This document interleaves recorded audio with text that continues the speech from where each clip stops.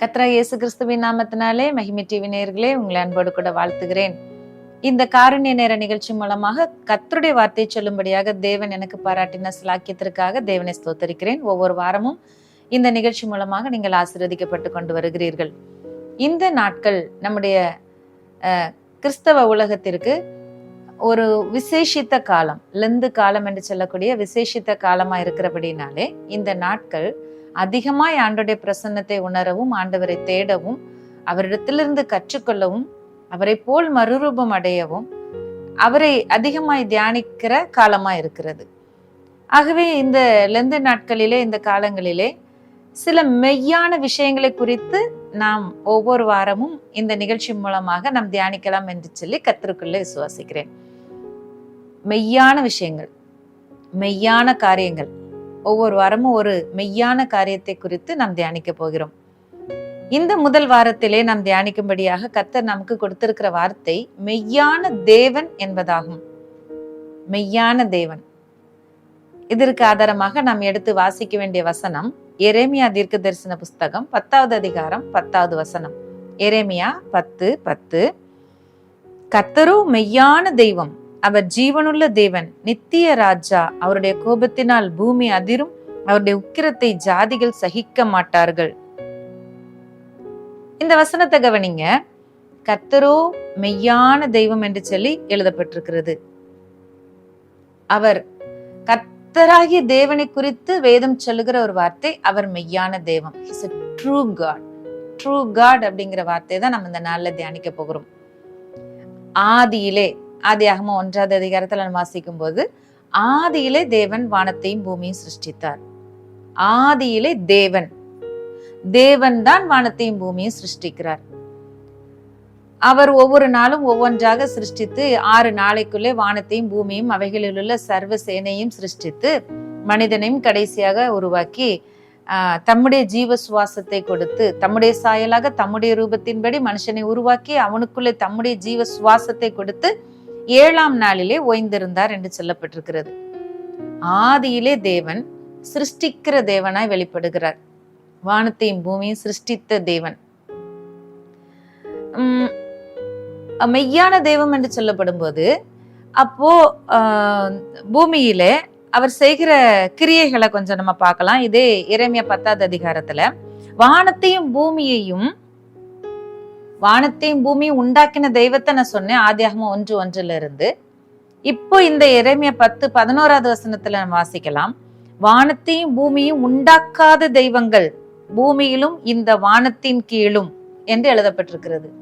அப்போ பூமியிலையும் இந்த வானத்துக்கு கீழையும் வானத்தையும் பூமியும் உண்டாக்காத தெய்வங்கள் என்று சொல்லி தெய்வங்கள் குறிப்பிடப்பட்டிருக்கிறது. ஆனால் நாம் கர்த்தரை குறித்து சொல்லும் பொழுது, அவர் பூமியை தம்முடைய வல்லமையினால் உண்டாக்கி, தொடர்ந்து 12வது வசனத்துல வாசிங்க. அவர் பூமியை தமது வல்லமையினால் உண்டாக்கி, பூச்சக்கரத்தை தம்முடைய ஞானத்தினால் படைத்து, வானத்தை தம்முடைய அறிவினால் விரித்தார், காற்றை தமது பண்டகசாலையிலிருந்து புறப்பட பண்ணுகிறார். அவரை பத்தி சொல்லும் பொழுது, அவர் இயற்கையை எப்படியெல்லாம் உருவாக்கினார், அதற்கு மேல எப்படிப்பட்ட வல்லமை உள்ளவராய் இருந்தார், அவருடைய பெயர் என்ன, பிரஸ்தாபம் என்ன என்று சொல்லி இந்த வேதம் முழுவதிலிருந்து மெய்யான தேவனாகிய கர்த்தரை குறித்து நாம் வாசிக்க முடியும். அப்போ இந்த மெய்யான தேவனை இந்த லெந்து காலம் அப்படிங்கிற காலத்துக்குள்ள கொண்டு வரும் பொழுது, இந்த தேவனை குறித்த அறிவை அடைகிறதற்காக இந்த காலங்களை நாம் எவ்வாறு பயன்படுத்தி கொள்ள வேண்டும், எதற்காக இந்த நாட்கள் விசேஷிக்கப்பட்டிருக்கிறது என்று சொல்லி நான் தியானிக்கும் பொழுது, கர்த்தர் என்னோடு கூட பேசின சில விஷயங்களை நான் உங்களோடு கூட பகிர்ந்து கொள்ள விரும்புகிறேன். இந்த 40 நாட்கள் என்று சொல்லி லெந்து காலங்கள் விசேஷிக்கப்பட்டிருப்பது மெய்யான தேவனாகிய நம்முடைய கர்த்தராகிய தேவனை நாம் அறிந்து கொள்ள வேண்டும் என்பதற்காக, நாம் அமர்ந்திருந்து கர்த்தரே தேவன் என்று அறியுங்கள் என்று சொன்னபடி, நாம் அல்ல, அவர் நம்மை உண்டாக்கினார், நாம் அவருடைய கரத்தின் கிரியைகளா இருக்கிறோம். அப்படியானால் நம்மை உண்டாக்கின தேவனுடைய கரம் எப்படிப்பட்ட கரம், அவருடைய கிரியைகள் என்னென்ன, அவருடைய தெய்வத்தன்மை என்பது என்ன, அவருக்குள் இருக்கிற திரித்துவத்தின் தன்மை என்பது என்ன என்றெல்லாம் இந்த நாட்களிலே நாம் இன்னும் அதிகமாய் நம்மை உண்டாக்கின தெய்வத்தை குறித்து, அந்த மெய்யான ஜீவனுள்ள தேவனை குறித்து அறிந்து கொள்வதற்கு இந்த நாட்களை நாம் பயன்படுத்தி கொள்வோம் என்று சொன்னால் அது எத்தனை பிரயோஜனம் உள்ளதாகவும் எத்தனை அர்த்தம் உள்ளதாகவும் இருக்கும். இந்த 40 நாட்கள் என்று சொல்லும்போது ஏன் 40 நாட்களை சொல்லணும், ஏன் 40, ஒய் 40, ஏன் வேற ஒரு நம்பரை சொல்லியிருக்க கூடாது என்று சொல்லி இந்த நம்பரை குறித்து, இந்த எண்ணை குறித்து யோசித்து பார்க்கும் பொழுது இந்த 40 என்பது நம்மை ஊக்குவிக்கிறதற்கு அடையாளமாகும். என்கரேஜ்மெண்ட், நம்மை ஊக்கப்படுத்தி நம்மை உற்சாகப்படுத்தி நம்மை ஒரு ஒரு நேர்மறையான எண்ணங்களுக்குள்ளாக நம்மை பழக்குவிப்பதற்கு அடையாளமாக இந்த 40 என்ற எண் இருக்கிறதாம். 40 என்பது நம்மை உற்சாகப்படுத்தி நம்மை ஊக்கப்படுத்தி நல்ல விஷயங்களை, நல்ல எதிர்மறையான சிந்தனைகளை நாம் பழகி கொள்ளும்படி, பேச அறிந்து கொள்ளும்படி நம்மை பழக்குவிக்கிறதற்கான ஒரு எண்ணாக இது இருக்கிறதாம். அதனாலதான் இந்த 40 நாட்கள் என்று விசேஷிக்கப்பட்ட இந்த குறிப்பிட்ட காலம் ஒரு மண்டலம், ஒரு ஜோன் அப்படிங்கிறாங்க. இது இந்த நாட்கள் என்ன அப்படின்னா, நம்ம எதை கேள்விப்படுறோமோ அது நம்முடைய எண்ணமா மாறுது. கேட்டுக்கிட்டே இருக்கிறது நம்முடைய எண்ணங்கள்ல வருது, நம்முடைய எண்ணங்கள்ல இருக்கிறது நம்முடைய வாயில வார்த்தையில வருது, நம்முடைய வார்த்தை நம்முடைய செயலா மாறுது, நம்முடைய செயல் அன்றாடக செயல் நமக்கு பழக்க வழக்கமா மாறுது. அந்த பழக்க வழக்கம் தான் நமக்கு நம்முடைய தலைவிதி அப்படின்னு சொல்ற மாதிரி சொல்லப்படுகிறது. அப்ப எதை கேட்டுக்கிட்டே இருக்கிறோமோ அது நம்முடைய எண்ணமா மாறுது, அந்த எண்ணம் சொல்லா மாறுது, சொல் செயலா மாறுது, அதுவே பழக்க வழக்கமா மாறுது என்று சொல்லும் போது இந்த 40 நாட்கள் விசேஷிக்கப்பட்டு மெய்யான ஜீவனுள்ள தேவனுடைய வார்த்தைகளையும் அவரை குறித்ததான சத்தியத்தையும் அறிகிற அறிவை நாம் கேட்க கேட்க கேட்க அதே நம்முடைய எண்ணமாக மாறி, அதே நம்முடைய வாயிலை நாம் எடுத்து அறிக்கை பண்ணி அதை பேச பேச அதே நம்முடைய பழக்க வழக்கமாக மாறி நம்முடைய வாழ்க்கை ஒரு சிறப்பான தரத்தை அடைகிறது. நாம் ஒரு மேம்படுத்தப்பட்ட ஒரு வாழ்க்கை முறைக்குள்ள நாம் வருகிறோம். ஆகவேதான் இந்த நாட்கள் விசேஷிக்கப்பட்டிருக்கிறதாம். பாருங்க, மோசே 40 நாள் இரவும் பகலும் தேவனுடைய மலையில, தேவனுடைய பர்வதத்துல போய் அமர்ந்திருக்கிறார். சீனாய் மலையில 40 நாட்கள் இரவும் பகலும் அமர்ந்திருந்து அங்கே தங்கியிருந்து தேவனுடைய நியாய பிரமாணங்களை, தேவனுடைய கற்பனைகளை பெற்றுக்கொண்டு வருகிறார்.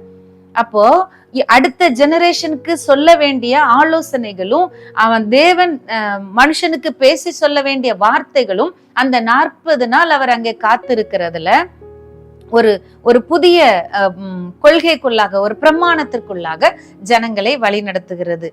என்றைக்குமே அந்த ஒரு பர்டிகுலர் அந்த 40 நாள் அப்படிங்கிற இந்த காலங்கள் முடிவடையும் போது ஒரு புதிய காரியம் துவங்கும் என்று சொல்லப்பட்டிருக்கு. ஒரு புது பழக்கம் நமக்குள்ள உருவாகும். ஒரு புது பிரமாணம் வெளிப்பட்டது போல ஒரு புது பழக்கம். பாருங்க, நோவா 40 நாள் பூமியிலே இடைவிடாமல் மழை பெய்து கொண்டிருந்தது, ஜலம் பிரவாகித்து வந்தது.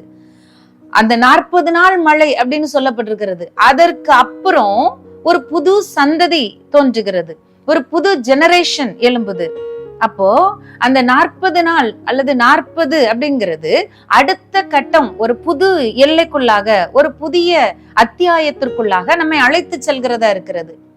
இந்த 40 நாள் 2 நாட்கள் நாம் தேவ சமூகத்துல அமர்ந்து நாள்தோறும், சில பேர் இந்த 40 நாள் 2 நாட்கள் நாங்க இதற்காக செலவு பண்ணக்கூடாது, சாப்பாடு செலவு அதிகம் பண்ணக்கூடாது, அலங்கரிப்பதற்கு செலவு பண்ணக்கூடாது, அப்படி சில ஒழுங்குமுறைகளை, சில கட்டுப்பாடுகளை வச்சிட்டு இருக்கிறவங்க இருக்காங்க. ஆனா நம்முடைய புறம்பான மனிதனுக்கான காரியங்களை காட்டிலும் நம்முடைய உள்ளான மனிதனுக்கான அறிவை அறிந்து கொள்வதிலே அதிகம் நாம் செலவு பண்ணுவோமானால், அதிகம் நாம் அதுல கவனம் செலுத்துவோமானால் அது நல்லது. இந்த 40 நாளைக்குள்ளாக ஒருமுறை வேதாகமத்தை படித்து முடிக்க வேண்டும். இந்த 40 நாட்களும் ஒருமுறை உபவாசித்து தேவ சமூகத்துல அமர்ந்திருந்து அவரோடு பேச நான் கற்றுக்கொள்ள வேண்டும். அவருடைய சத்தத்தை என் காது கேட்கிற அந்த பழக்கத்திற்குள்ளாக நான் வர வேண்டும். 40 நாட்கள் ஆலயத்துல ஆராதனைகள், சிறப்பு கூட்டங்கள் இதெல்லாம் இருக்கிறது என்று சொன்னால் நான் என்னை அதற்கு ஆயத்தப்படுத்தி கொண்டு அங்கே தேவ சமூகத்துல போய் அமர்ந்திருக்க வேண்டும் என்று சொல்லி ஒரு குறிப்பிட்ட ஒரு சில ஆவிக்குரிய பழக்க வழக்கங்களை நாம் ஏற்படுத்தி கொள்வோமானால், நீங்க வேணாலும் பாருங்களேன், 40 நாள் ஒரு காரியத்தை நம்ம விடாம திரும்ப திரும்ப செய்யும் பொழுது அது நம்ம மனசுல அப்படியே பதிஞ்சிரும், அது நம்முடைய பழக்கமா மாறிடும். அதுக்கப்புறம் அந்த காலங்கள் முடிந்தாலும் நம்ம வேத வாசிப்பு அப்படிங்கிறதும், ஆலயத்துல சென்று ஆண்டவரை தேடுதல் அப்படிங்கிறதும் மாறாத ஒரு பழக்கமாக நம்முடைய வாழ்க்கையில ஒன்றாகிவிடும். அப்போ இந்த 40 நாட்கள் அதிகமா வேதத்தை எடுத்து வாசிக்க நேரத்தை செலவழிக்கிறது, அதிகமா ஆண்டவருடைய சமூகத்துல உட்கார்ந்து ஜெபிக்கிறது. இதனாலதான் இந்த காலகட்டங்கள்ல எந்த நல்ல விஷயங்களையும் நல்ல காரியங்களையும் குடும்பங்கள்ல வச்சுக்கிறது இல்லை. ஏன்னா ஏதாவது நல்ல காரியங்களை குடும்பங்கள்ல ஒழுங்குபடுத்தணும்னு சொன்னா அந்த காரியங்களுக்காக ஓடுறதுலயே நேரம் செலவாகி போகும். இந்த நாட்களை விசேஷித்து ஆண்டோடைய பாதத்துல அமர்ந்திருக்க நேரம் இல்லாது போகும். அதனாலதான் இந்த நாட்கள்ல அதையெல்லாம் விலக்கி வைத்து ஆண்டோடைய பாதத்துல தங்கி இருக்கணும், ஆண்டவரை பற்றி அறிந்து கொள்ளணும், மெய்யான ஜீவனுள்ள தேவனையும் இந்த உலகத்துல நான் வாழ்ற இந்த மெய்யான வாழ்க்கைக்குரிய ஒரு அர்த்தமுள்ள ஒரு அர்த்தத்தையும் புரிந்து கொள்ளணும் அப்படிங்கிறதுக்காக தான் இந்த காலகட்டங்கள்ல வேற எந்த ஃபங்க்ஷன்ஸும் வச்சுக்கிறது இல்ல, வேற எந்த விஷயங்களுக்கும் நேரத்தை செலவிடுகிறது இல்ல. இது துக்க நாட்கள் அல்ல, இது தேவனை, மெய்யான தேவனை அறிகிற அறிவின் நாட்கள். யோவான் 17 சொல்லப்பட்டிருக்கிறது, ஒன்றான மெய்த்தேவனாகிய உம்மையும் நீர் அனுப்பின நம்முடைய குமாரனாகிய இயேசு கிறிஸ்துவையும் அறிவதே நித்திய ஜீவன். அப்போ இந்த நாட்கள் நித்திய ஜீவனுக்காக நாம் பிரயாசப்படுகிற நாட்கள், நித்திய ஜீவனுக்காக நாம் சிறப்பான முதலீடு செய்கிற நாட்கள். பாருங்க, சிறப்பா நம்ம எதிர்கால நன்மைகளை அனுபவிக்கணும்னா நம்ம சிறப்பா முதலீடு செய்யணும். நல்ல தொழில முதலீடு செய்கிறோம், நல்ல லாபங்களை பெறுகிறோம், சில வர்த்தக காரியங்கள்ல நம்ம முதலீடு செய்கிறோம், சில காப்பீட்டு திட்டங்கள்ல நம்ம முதலீடு செய்கிறோம், சில பொருட்கள்ல நம்ம முதலீடு செய்கிறோம். ஏன் ஒரு காரியத்துக்காக முதலீடு செய்கிறோம்? அது நம்முடைய எதிர்கால வாழ்க்கைக்கு ஆசீர்வாதமா இருக்கிறது. அது போல இந்த நாட்கள் தேவ சமூகத்துல காத்திருக்கிறதுக்கு நேரங்களை நாம் முதலீடு செய்யணும். இதுவே நம்முடைய பழக்கமா மாறும் பொழுது அடுத்தடுத்து வருகிற 40 நாள் ஒரு பழக்கத்தை நீங்க பழகிட்டீங்கன்னா அந்த பழக்கம் அப்புறம் அப்படியே நிக்கும். அதாவது சில பேர் 40 நாள் நல்ல பிள்ளையா இருப்பாங்க, ஆனா 40 நாளுக்கு அப்புறம் இருக்கணும். இந்த 40 நாள்ல நமக்கு உள்ள வருகிற மாற்றம் தொடர்ந்து நிக்கணும், அந்த மாற்றத்துக்குள்ள நம்ம நிலைத்து இருக்கணும். ஒரு ரட்சிப்பின் அனுபவத்தை பெற்றுக்கொண்டால் அந்த ரட்சிப்பின் அனுபவத்துல நிற்கணும், வளரணுங்கிறது தான் தேவனுடைய திட்டம். 40 நாள் நான் இதை செய்ய மாட்டேன், அதை செய்ய மாட்டேன், அப்புறம் எல்லாம் எனக்கு என் மனம் போனபடி எனக்கு தோன்றபடி எல்லாம் செய்வேன், என் பழைய பாவத்திலே நான் வாழ்வேன், என் மனசு மாம்சம் விரும்புறதெல்லாம் செய்வேன், அப்படி சொல்றது இல்லை. இந்த 40 அப்படிங்கிறது அதுக்கு அப்புறம் வருகிற ஒரு புதிய அத்தியாயத்தை குறிக்கிறது. இதோட இந்த காலத்தோட பழைய பாவங்களுக்கு, பழைய பிரச்சனைகளுக்கு, பழைய எண்ணங்களுக்கு, பழைய குழப்பங்களுக்கு எல்லாம் ஒரு முற்றுப்புள்ளி வச்சுட்டு ஆண்டவரே உங்க சமூகத்துல வந்துட்டோம்ல, அப்படியே ஆண்டவரே பின்பற்றி நடக்கிறது நம்முடைய பழக்கமாகி விட வேண்டும். இதுதான் இந்த லெந்து காலத்தின் மைய நோக்கமாக இருக்கிறது. பாருங்களேன், 40 நாள் இயேசு வனாந்தரத்துக்கு செல்கிறார். அவர் முதல்ல 40 வருஷம் இஸ்ரவேல் ஜனங்கள்லாம் வனாந்தரத்துல நடத்தப்பட்டாங்க. 40 வருஷத்துக்கு அப்புறம் அந்த 40 வருஷத்திலேயே நிறைய அந்த பழைய ஜெனரேஷன் எல்லாம் அழிஞ்சு போச்சு. பாருங்க, ஒரு புது சந்ததி எழும்பிதான் கானான் தேசத்துக்குள்ள கானான் தேசத்துக்குள்ள பிரவேசிக்கிறாங்க. அப்படிதான் ஆண்டவர் அவங்கள நடத்துறாரு. அப்போ பழைய சந்ததி எல்லாம் ஒளிந்து போக வரைக்கும் 40 வருஷம் அவங்க வனாந்தரத்துல சுற்றி திரியிறாங்க. ஒரு புதிய சந்ததியை தான் ஆண்டவர், இளம் சந்ததியை தான் ஆண்டவர், புதிய இளம் தலைமுறையை தான் கானான் தேசத்துக்குள்ள ஆண்டவர் கொண்டு போறார். அப்ப அந்த 40 வருஷத்துக்கு அப்புறம் ஒரு புதிய காரியம்.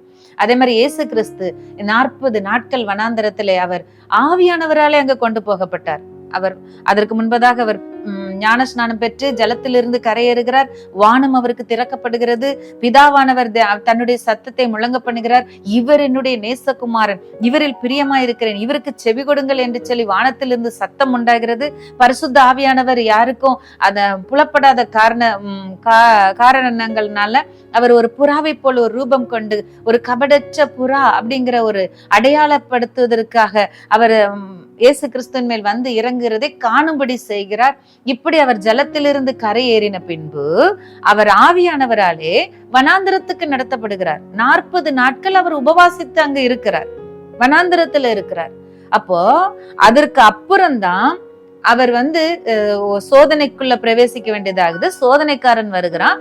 அந்த சோதனையை ஜெயிக்கத்தக்கதான பலனை பெற்றுக்கொள்கிறார். பெற்றுக்கொண்டு தன்னுடைய ஊழியத்தை ஆரம்பிக்கிறார். அப்போ அதுவரைக்கும் வெளிப்படாமல் இருந்த தேவகுமாரனாக இயேசு கிறிஸ்து இப்பொழுது ஞானஸ்நானம் பெற்று திரும்பவும் ஒரு 40 நாள் இந்த ஒரு அனுபவத்திற்கு பின்பதாக ஆவியானவராலே பலப்பட்டு ஒரு புதிய அடுத்த லெவல்குள்ள போகிறார். தன்னுடைய ஊழியத்தின் காரியங்களை ஆரம்பிக்கிறார். அவர் எங்கும் சுற்றி திரிந்து நன்மை செய்கிறார். எல்லாருக்கும் பரலோராஜ்ய சமீபமா இருக்கிறது என்று சொல்லி பிரசங்கிக்கிறார். மனம் திரும்புங்கள் என்று சொல்லி அவர் மனம் திரும்புங்கள், பரலோக ராஜ்யம் சமீபமா இருக்கிறது என்று சொல்லி பிரசங்கிக்கிறார். எல்லா இடங்களிலும் அவர் நடந்து சென்று அநேகமான மக்களுடைய நோய்களை குணமாக்கி, பிசாசுகளை துரத்தி, அவர்கள் கண்களுக்கு முன்பதாக அற்புதங்களை செய்து, மரித்தவர்களை எழுப்பி, குஷ்டரோகிகளை சொஸ்தமாக்கி, தேவாலயங்களிலே பிரசங்கித்து, அவர் தான் இந்த உலகத்திற்குள்ள வந்த நோக்கத்தை, தன்னுடைய ஊழியத்தை ஆரம்பித்து அதை 3.5 வருட காலம் அவர் அதை நிறைவேற்றுகிறதை நாம் பார்க்க முடியும். அப்போ இந்த 40க்கு அப்புறம் அவருடைய ஒரு புதிய பரிமாணத்தை நம்ம பார்க்கிறோம். அவர் தேவனுடைய பரிசுத்த பிள்ளையாய் பிறந்த போதிலும் அவர் வளர்ந்து, அவர் சில காலங்களுக்கு மறைந்திருந்து, அதை பற்றின காரியங்கள் நிறைய வேதாகமத்துல எழுதப்படல, குறிப்பிட்ட காலங்கள். அதற்கு பின்பதாக அவர் தேவகுமாரனாய், புத்திரனாய், தேவ சித்தம் செய்கிறவராய், பிதா யார் என்று இந்த உலகத்திற்கு காட்டுகிறவராய் வெளிப்படுகிறார். அப்போ முந்தி இருந்ததற்கு இப்போ ஒரு புதுமை அதுல வெளிப்படுகிறது. பாருங்க, இப்படிதான் சில அரசர்கள் அவருங்க அரசாட்சி செய்தது. சாலமோன் 40 வருஷம், தாவீது 40 வருஷம், சவுல் 40 வருஷம் அரசாட்சி செய்தார்கள் என்று சொல்லி எழுதப்பட்டிருக்கிறது. ஏலி 40 வருஷம் ஜனங்களை நியாயம் விசாரித்தார் என்று சொல்லி எழுதப்பட்டிருக்கிறது. இந்த 40 அப்படிங்கிறது ஒரு புதிய காரியத்திற்குள்ளாக நம்மை உருவாக்குகிறது. மோல்டிங் அப்படின்னு சொல்லலாம். இந்த ஒரு குறிப்பிட்ட காலம் நாம் ஒரு குறிப்பிட்ட நிலைமையில இருந்து அதுக்கப்புறம் இன்னொரு புதிய நிலைமைக்கு நாம் மாற்றப்படுகிறோம், மறுரூபமாக்கப்படுகிறோம். எனக்கு பொறுத்தவரையில ஆண்டவர் இந்த காரியத்தை குறித்து கற்றுக் கொடுத்ததெல்லாம் 40 நாட்கள் அப்படியே ஒரு பழக்கத்துக்குள்ள, தேவனோடு பேசுகிற, தேவனோடு சஞ்சரிக்கிற அந்த அனுபவத்துக்குள்ள அதை இந்த 40 நாள் பழகிட்டோம்னா அதுக்கப்புறம் நம்முடைய வாழ்க்கையே மறுரூபம் அடைகிறது என்று சொல்லி, மறுரூபமாக்கப்படுகிற ஒரு அனுபவத்துக்குள்ள, புதுப்பிக்கப்பட்ட ஒரு அனுபவத்துக்குள்ள நாம வருகிறோமா பாருங்க. அதனாலதான் ஏசாயா 40வது அதிகாரத்துல கர்த்தருக்கு காத்திருக்கிறவர்களோ புதுபலன் அடைந்து கழுகுகளை போல செட்டைகளை அடித்து எழும்புவார்கள் என்று சொல்லி எழுதப்பட்டிருக்கிறதோ என்னவோ. அதுவும் ஏசாயா 40ல எழுதப்பட்டிருக்கிறது. புதுபலன் அடைகிறது, கர்த்தருக்கு காத்திருந்து புதுபலன் அடைந்து எழும்புற. கழுகும் அப்படிதான். சில காலங்கள், ஒரு குறிப்பிட்ட காலங்களுக்கு அப்புறம் அது கண்மலையின் வெடிப்பிற்குள்ள, கண்மலைகளை உச்சியில சென்று அது தன்னை மறைத்து கொண்டு தன்னுடைய பழைய எல்லாவற்றையும், பழைய ரக்கைகள், பழைய நகங்கள் எல்லாத்தையும் களைந்து போட்டு புதியதாக உருமாற்றம் பெற்று மறுபடியும் ஒரு புது லைஃபுக்குள்ள அது அந்த மலை உச்சியிலிருந்து இறங்கி வருகிறது. ஒரு புதிய சைக்கிள், புதிய வாழ்க்கையை அது துவங்குகிறது என்று சொல்லி நாம் பார்க்க முடியும். ஆகவே இந்த 40 அப்படிங்கிறது ஒரு விசேஷித்தமான எண்ணும், ஒரு விசேஷித்தமான காரியமும் கூட. நம்ம 40 அப்படின்னு சொல்லும் போது நீங்களே யோசித்து பாருங்க. உங்களுடைய வாழ்க்கையில சில காரியங்கள், சில புது மாற்றம், எதுல மாற்றம் அடையணும் அப்படின்னு நினைக்கிறீங்களோ, எதுல பழக்கப்படணும்னு நினைக்கிறீங்களோ, அதை ஒரு 40 நாள் பழக்கமாக்குங்க. இந்த லெந்து நாட்கள் இருக்குல்ல, வேதத்தை எடுத்து படிக்கிறதுக்கு மனதை பழக்கப்படுத்துங்க. அப்படியே அதை நேரம் எடுத்து பழக இந்த நாட்கள் முடிந்த பிறகு கூட அதுவே நம்முடைய வாழ்க்கையாக, நம்முடைய வாழ்க்கையின் ஒரு பகுதியாக மாறிவிடும். நிறைய செய்திகளை கேட்கறதற்கு நம்முடைய மனதை பழக்க வேண்டும். நிறைய தனிமையில உட்கார்ந்து ஆண்டவரை ஆராதிப்பதற்கு, துதிப்பதற்கு, தியானம் செய்வதற்கு நம்முடைய மனதை நாம் பழக்க வேண்டும். இதையெல்லாம் பழக்குவிக்கிற நாட்களாக இந்த நாட்கள் இருக்கிறது. அதான் 40 அப்படின்னு சொன்னா அது முடிஞ்சதுக்கு அப்புறம் ஒரு புதுமை, முடிஞ்சதுக்கு அப்புறம் ஒரு புதுமை. 40 நாட்கள் உபவாசித்து ஜெபித்து நான் ஆண்டவர்ட்ட ஒரு காரியத்தை நான் பெற்றுக்கொண்டேன் அப்படின்னு சொல்லி இந்த உலக பிரகாரமான ஒரு காரியத்துக்கு நீங்க போராடுறத நான் சொல்ல வரல. நமக்குள்ள ஒரு மறுரூபம் வந்து மெய்யான தெய்வம்னு ஆரம்பிச்சோம்ல. இந்த உலகத்துல எத்தனை பொய்யான மாயையான காரியங்கள்லாம் இருக்கு. நமக்காக ஜீவனை கொடுத்த மெய்யான தெய்வம் அவர். 1 யோவான் 5வது அதிகாரம் 20ஆம் வசனத்தை நம்ம வாசிக்கலாம். 1 யோவான் 5வது அதிகாரம் 20வது வசனம்.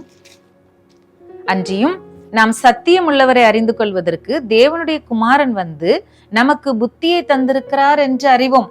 சத்தியமுள்ள தேவனை அறிந்து கொள்றதுக்கு தேவனுடைய குமாரனாகிய இயேசு நமக்கு புத்தியை தந்திருக்கிறாராம். அவருடைய குமாரனாகிய இயேசு கிறிஸ்து எண்ணப்பட்ட சத்தியம் உள்ளவருக்கு உள்ளும் நாம் இருக்கிறோம். சத்தியம் உள்ளவருக்கு உள்ள நம்ம இருக்கிறோமா? இவரே மெய்யான தேவனும் நித்திய ஜீவனுமா இருக்கிறார் என்று சொல்லி வேதம் அழகாக சொல்லுகிறது. ஆகவே இந்த மெய்யான தேவனை, இந்த நித்திய ஜீவனை பெற்றுக்கொண்ட அனுபவத்திற்குள்ளாக, அந்த சத்தியமுள்ள தேவனுக்குள்ளாக நாம் இருக்கிறதற்கு இந்த நாட்கள் நம்மை பழக்குவிக்கிறதா இருக்கிறது. அதனாலதான் நான் சொன்னேன், ஆண்டவரே மெய்யான தேவன் அப்படிங்கிற வார்த்தையை நீங்க இந்த தியானிக்கும்படி அந்த தலைப்பை தந்திருக்கிறீங்க. இந்த தலைப்புல நாங்க இந்த லெந்து நாட்களுக்குள்ள உண்மை பற்றி அறிகிற அறிவுல, உண்மை அறிகிறது தான் நித்திய ஜீவன், உண்மை சேவிப்பதுதான் மெய்யான விடுதலை.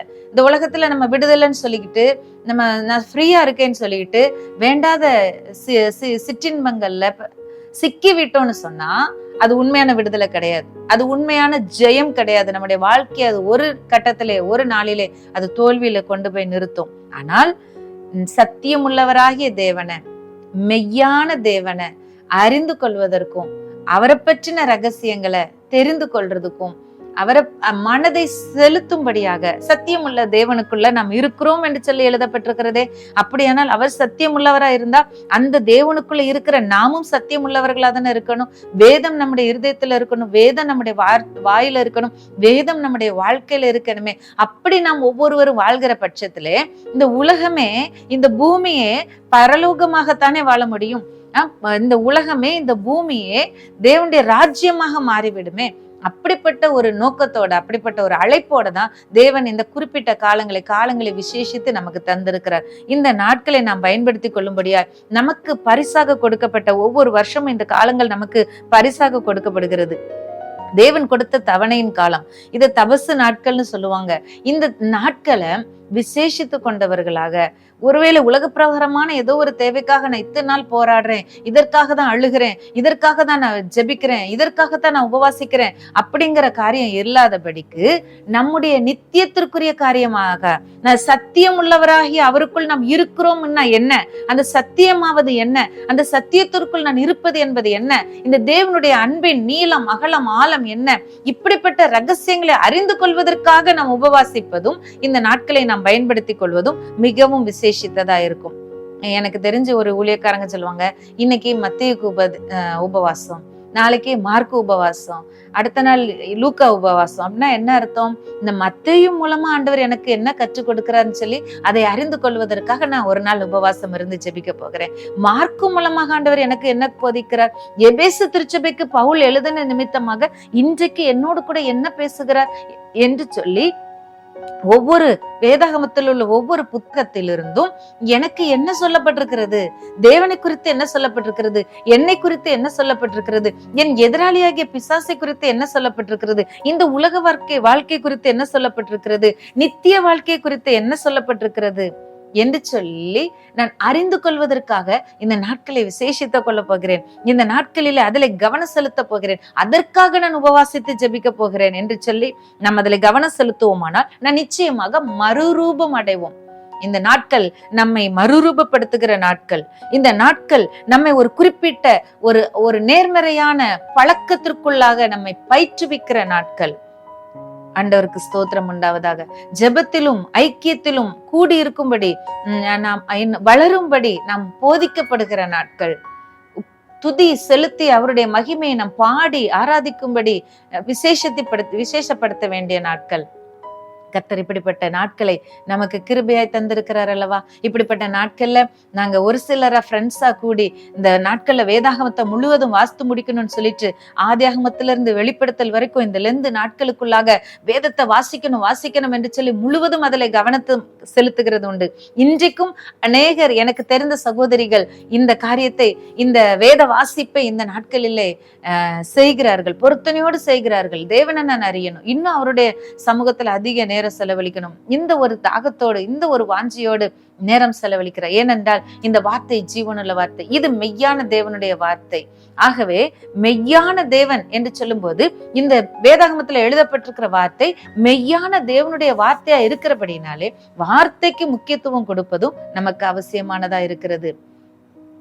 அவர் தமது சகல பிரஸ்தாபத்தை பார்க்கிலும் தமது வார்த்தையை மகிமைப்படுத்தி இருக்கிறார். இந்த நாளிலே மெய்யான தேவனுடைய பிள்ளைகளாகிய நாம், ஜீவனுள்ள தேவனுடைய பிள்ளைகளாகிய நாம், அவருடைய மகத்துவங்களை, அவருடைய வல்லமைகளை, அவருடைய கிரியைகளை, அவருடைய செயல்களை எல்லாம் அறிந்த அவருடைய பிள்ளைகளாகிய நாம் அவரை இன்னும் அவருடைய பாதத்தில் அமர்ந்து அவரை போல் நம்மை மறுரூபப்படுத்தும்படியாக நாம் அவருடைய சமூகத்துல அமர்ந்து மறுரூபப்படுவது எத்தனை அவசியமாக இருக்கிறது.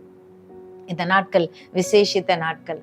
ஆண்டவருடைய சமூகத்தில் அமருவோம், நிறைய வேதத்தை வாசிப்போம், அதற்காக உபவாசிப்போம், அவரை பற்றி அவர் என்ன சித்தம் வச்சிருக்கிறார் அதை அறிந்து கொள்வதற்காக தேவ சமூகத்துல காத்திருப்போம். எனக்கு பிடிச்சது இதுதான் ஆண்டவரை, இதை செய்யுங்க அப்படின்னு சொல்லி உபவாசிக்கிறது அல்ல, அப்படி சொல்லி போராடி ஜெபிக்கிறது அல்ல. நாம் போராட வேண்டுமானால் மற்றவருடைய ஆத்துமாக்களுக்காக, அழிந்து போகிற ஆத்துமாக்களுக்காக போராடி ஜெபிக்க வேண்டும். நான் கண்ணீர் சிந்த வேண்டுமானால் கிறிஸ்துவின் அன்பை அறியாதவர்களுக்குள்ள அந்த அன்பு வர வேண்டும் என்று சொல்லி நாம் கண்ணீர் சிந்த வேண்டும். ஒருவேளை நாம் இன்னும் ஆண்டவரை விட்டு தூரமாய் நிற்போமானால் பாவ உணர்வு அடைந்து, ஆண்டவரே எனக்காக ஜீவனை கொடுத்தீங்களே, இந்த நாட்களும் தியானிக்கிற தியானத்திற்குள்ளாக என்னை கொண்டு வந்திருக்கலே, நான் இன்னும் இதை அறியாதவனா இருக்கிறேனே என்று சொல்லி கிறிஸ்துவின் அன்பை அறிந்து உணர்ந்து கொண்டு நாம் கண்ணீர் சிந்த வேண்டும். இப்படிப்பட்ட ஒரு பாக்கியமான வாழ்க்கைக்கு தேவன் நம்ம அழைத்திருக்கிறார். இன்னும் வருகிற வாரங்களிலே நாம் கர்த்தர் கல்வாரி சிலுவையிலே நமக்காக செய்து நிறைவேற்றின காரியங்கள் நாம் சுதந்திரித்து எவ்வளவு லகுவாக நாம் சுதந்திரித்து கொள்ளலாம், ஆசீர்வாதங்களை லகுவாக சுதந்திரித்து கொள்ளலாம் என்று சொல்லி நாம் வருகிற நாட்களிலே அதை குறித்து நாம் தியானிக்கலாம். மெய்யான தேவன், ஜீவனுள்ள தேவன், அவர் இந்த உலகத்தை படைத்த தேவன், அவர் நம்முடைய தேவன், நம்மோடு கூட இருக்கிறார், அவர் சத்தியம் உள்ளவர், அவர் நமக்குள்ளே வாசம் பண்ணுகிறார். நாம் ஜெபிக்கலாம். அன்பின் பரலோக தகப்பனே, உம்மை துதிக்கிறோம், உம்மை ஸ்தோத்தரிக்கிறோம் அப்பா. அருமையா உம்மை தியானிக்கும்படியாக நீங்க கொடுத்த நல்ல நாட்களுக்காக நன்றி. இதை நீங்க விசேஷத்தை எங்களுக்கு கொடுத்திருக்கிறதற்காக நன்றி ஆண்டவரே. இந்த நாட்கள் ஆண்டவரே நாங்க என்கரேஜ் பண்ணப்படணும் ஆண்டவரே, நாங்க மோட்டிவேட் பண்ணப்படணும் ஆண்டவரே, உமக்குள்ள வளருவதற்கு நாங்க ஊக்குவிக்கப்படணும், உம்மை போல மாறுவதற்கு நாங்கள் ஆண்டவரே பழக்குவிக்கப்படணும், மறுரூபப்படணும். அப்படிப்பட்ட உம்முடைய சாயலை நாங்கள் பெற்று உம்முடைய மகிமையை வெளிப்படுத்துவதற்கான நாட்களாக இந்த நாட்கள் எங்களுக்கு இருப்பதாக.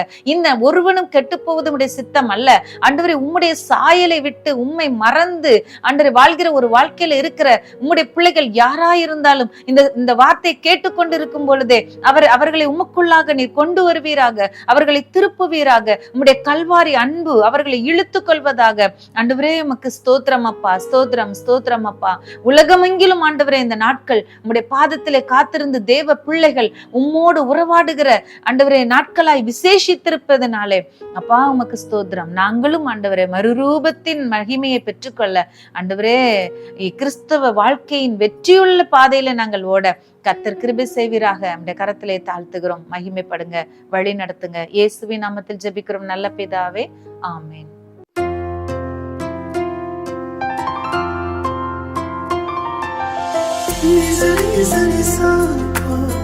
Nizari,